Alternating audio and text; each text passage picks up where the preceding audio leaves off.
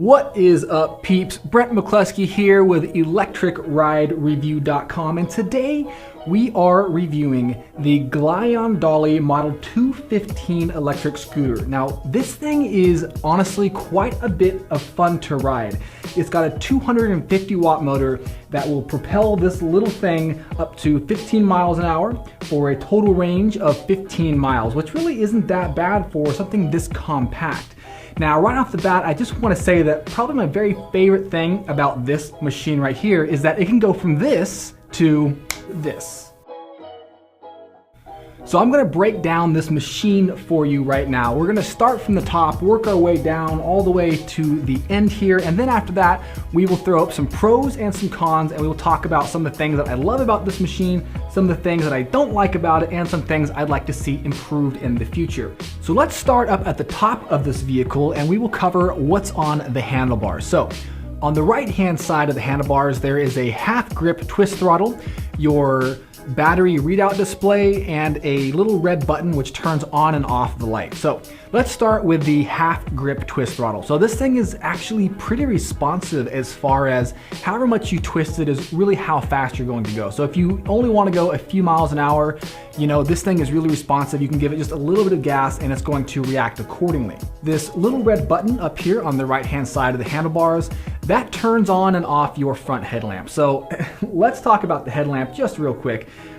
The headlamp is there. It's not super bright. It's not a great beam pattern. You're not going to be able to use this headlamp to illuminate your path. It's a good piece of gear to let oncoming traffic and pedestrians kind of see you as you're coming, but the beam pattern is really striated. It looks kind of like a barcode. You know, if you do want something to illuminate your path, I would definitely recommend maybe buying an aftermarket light. I'll drop a link down in the description to some headlamps that I use on my electric vehicles. I think it would be a good fit for the Glion as well. And on the top of the right-hand side of the handlebars, we've got the heads-up display. So the heads-up display on the Glion, it's not bad, it's just not that great. It's really nothing to write home about. The only piece of information that you get to see on this little heads-up display up here is basically your battery level. And I'm gonna tell you right now that the battery level is not exactly super accurate. So if you're trying to see how much mileage you've got left or how much battery you have left, don't count on this thing giving you an accurate reading. So after about 4 miles or so, the battery indicator said I had 1 bar left. So I was at 25% battery or less. Now, however, I basically kept going on this thing for another, I think it was 7 miles before I actually ran out of juice. So, you know, it's not super accurate, but it is there, and that's a plus. Now, in my opinion, I really wish that this thing had, you know, a speed indicator on it, a mileage indicator to let you know how fast you're going, and let you know how far you've gone. Again, I know I always say this, but you know, if you've got a heads-up display already on an electric vehicle, like why not add that extra information on there? You've already got it hardwired into the system, you already got electricity going to it, so you may as well add some extra information if you can. In the middle of the handlebars is a little plastic kind of covering, like a protective covering, and it's there basically so that when you fold the Glion and you're towing it behind you, if you want to stand it up, it actually rests right here on the handlebars. I think it's basically there just to keep it from getting scratched up. On the left-hand side of the handlebars, there's a cute little bell, which again is actually pretty good if you want to let passerbys know that, hey, I'm coming up, please don't hit me. So check this out, this is how loud it is. Right, not bad. Okay, not bad. And then if we keep going to the left side of the handlebars, we've got another half grip twist throttle, but for this, it's actually not a throttle, it's a brake. So when I first opened this up, I saw 2 twist throttles, one on each side, and I thought, oh my gosh, does this thing have like dual motors and each twist throttle like controls one motor? No, on the left side is a brake, the right side is a throttle. So this is the first time that I've seen a twist throttle to be used as a brake, so it was kind of weird to see it. It's fine, it's just kind of weird, maybe just something to get used to. Now the brakes themselves are actually really strong, so it's electric braking, right? It's regenerative braking, it's using the motor right here, the 250 watt motor in the back to slow you down. The good news is the braking is really powerful, it's really strong. You can actually stop like with the quickness. Now the bad news is that with this brake right here, you only have one level of braking. It's either off or it's full brake. There is no in between. I mean, it's a twist throttle, you can put it on different settings, but once the brake's activated, like it's going to give you a full stop until you come to a stop. So Not the worst thing in the world, but I do wish that there was the same level of responsiveness on the brake as there is on the throttle. Right here on both sides of the handlebars are these two little connectors. You pull them out, and that's actually how you disassemble this thing for when you want to fold it up. So that's all you got to do. Just pull these little pieces of metal. They fold down. When you want to actually unfold it, you just snap them back up like that, and it's really that simple. Like, it doesn't take very long at all. Right at the top of the stem is the little quick release lever, so you can raise or lower the handlebars to your liking. There's 3 different settings. There's this one right here, which is the lowest. There's a middle one, which is right here, and there's the highest, which is right here. And if we keep going down the stem, at the bottom we've got the headlamp. I don't know exactly how bright this thing is, but I gotta say again, it's not the best headlamp in the world. It's certainly not the worst, but it's not very bright. It doesn't have a good beam pattern. It is nice that it is there because, again, you know, if people can see you as you're coming, so I'm glad that it's on there. I wish that it had a more powerful headlamp though. So the stem right here, the handlebars, this whole chassis is made out of aircraft grade aluminum. So the Glion is actually pretty light, weighing in at 28 pounds. And at the very bottom of the stem, we've got the tires. So these things are actually really, really nice. I really like these tires. They're 8 inches. They are honeycomb, never flat tires. So they're not pneumatic. There's not air in them, or maybe there's air in them, but not a lot. Like, you can't pump them up or anything. But they're never flat. So if you run over a nail or some thorns or whatever, you don't have to worry about getting a flat on your trip. So that I really dig about it. Another thing I really like about these tires is just the geometry of them.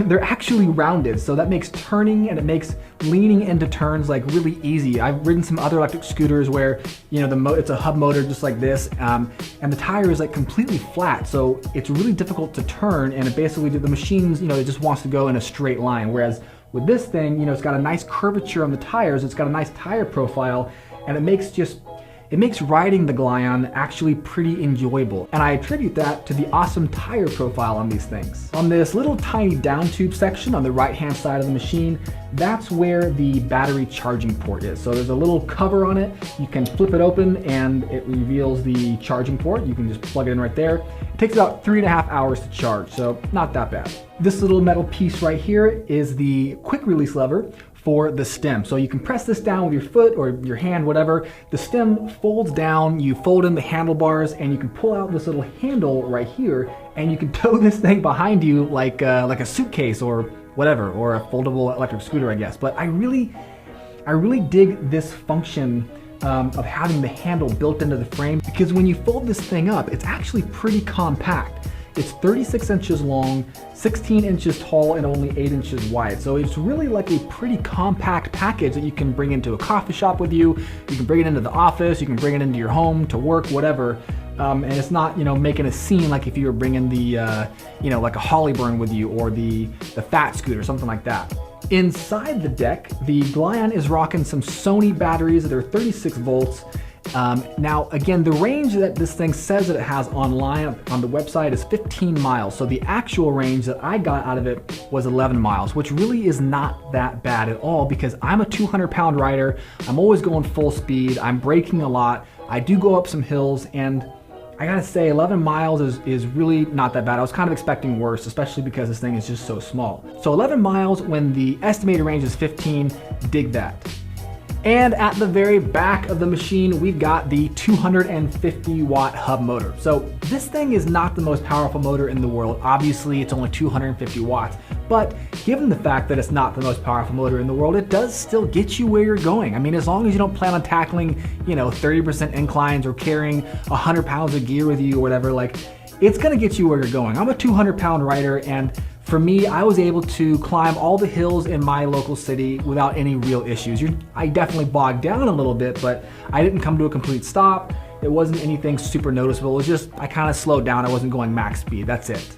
Now, with the motor, there's kind of some downsides to this particular motor right here. As far as noise is concerned, this hub motor is a little bit louder than some of the other ones that I've tested in the past. I don't know what it is about it, but there's a constant kind of just relatively loud whirring noise that you get when you're driving, even when you're not under load, even when you're not climbing hills. Just like at full speed when you're cruising, like, this thing still puts off a decent amount of noise.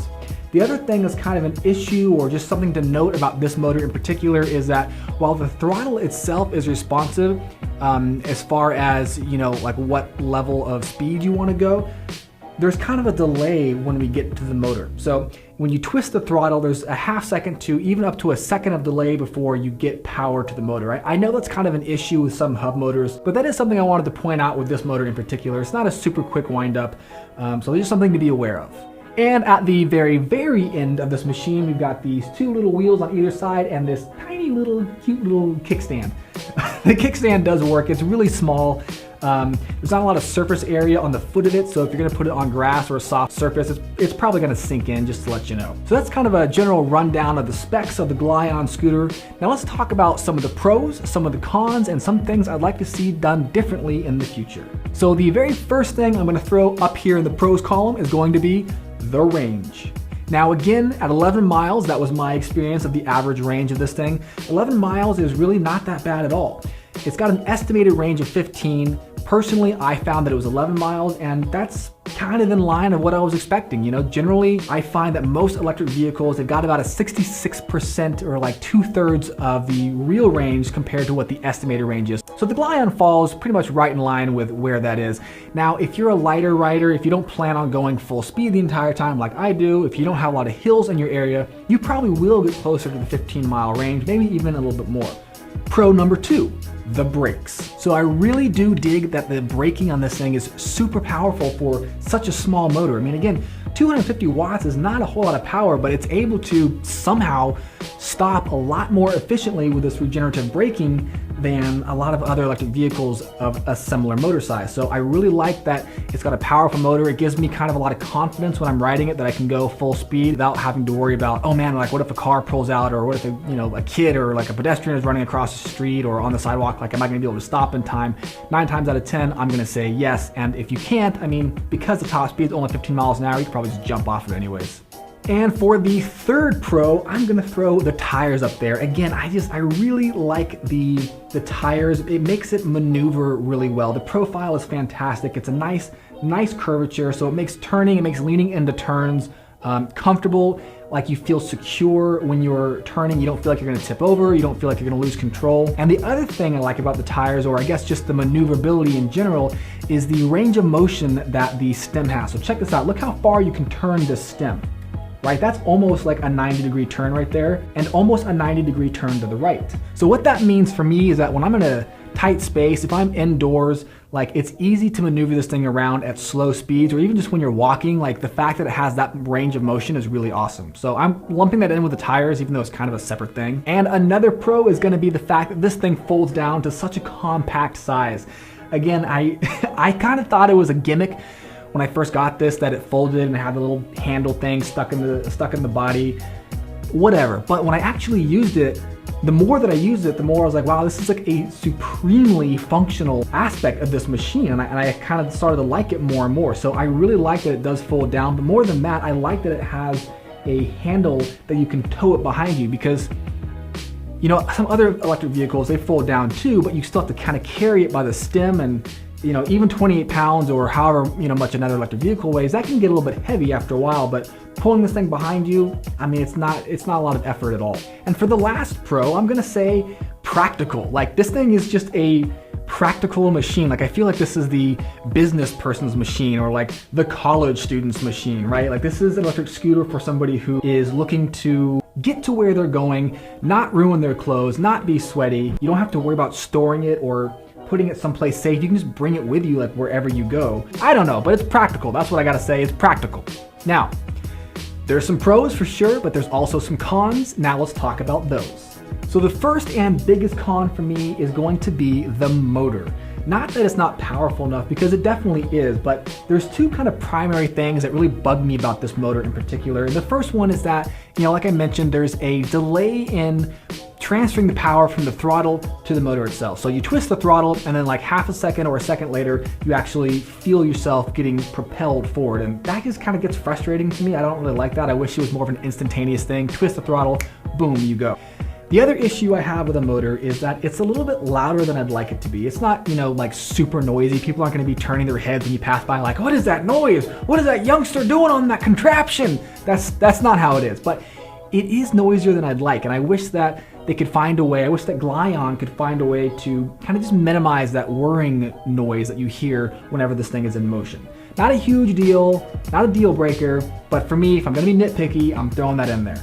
Okay, con number 2, I'm throwing the headlamp up there. I mean, this thing it's practically pointless. Like I get that it's on there, and I like that you can toggle it on and off with a little button on the handlebars. That's really cool, but I mean, realistically, I don't know. The headlamp, it doesn't do anything besides like let people know that you're coming. You can't use it like practically. You're not going to illuminate your path. Like I mentioned before, you're not going to really see where you're going in the dark.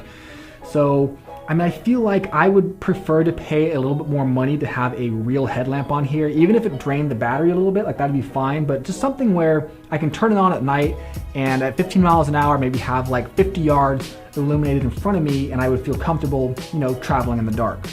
The next thing on the cons list is going to be the braking. So I like that the braking is really strong and effective, but I don't like that there's only one level of braking. Like, it would be cool if you were able to, just like the responsiveness with the throttle, it'd be cool if you had that same level of responsiveness with the braking, and you could have, you know, 10% braking with the motor, 15% braking. So if you're going down a slight hill, you can maybe maintain a certain speed, but still feed back energy into the battery, as opposed to going from full speed to like 5 miles an hour with just a quick twist of the brakes. One more thing for the cons column, and that's it, I promise. So I gotta put the quick release lever in the cons column, unfortunately. I like that it's here. I like that the Glion folds down and is super compact, but when you use the quick release lever and you're actually unfolding the stem, it clicks into place, and that lets you know that this thing is secure, it's locked and ready to go. But the problem is that it will be like kind of locked, even if it doesn't click into place. So it feels like it's sturdy and like ready to go, but then you can be driving and then like a few seconds later, this thing will collapse on you, and that's the problem. The one thing I want to suggest if you buy one of these things is when you are unfolding the stem, make sure that you hear that clicking noise when you actually are seating this thing all the way, because that lets you know that it's actually locked. If you don't hear the clicking noise when you unfold the stem, like, be careful. Just make sure you hear the clicking noise. That's all I'm gonna say. Okay, so now we gotta talk price and whether or not this thing is worth the money. The Glion electric scooter runs for $850, $849 technically, on the Glion website. Now, from my experience with the electric vehicles I've tested, for $849, this thing is definitely worth the money.